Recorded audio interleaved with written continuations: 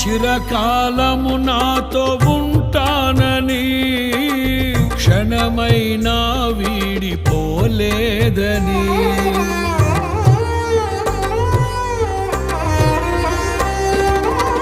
నీలో నన్ను చేర్చుకున్నావని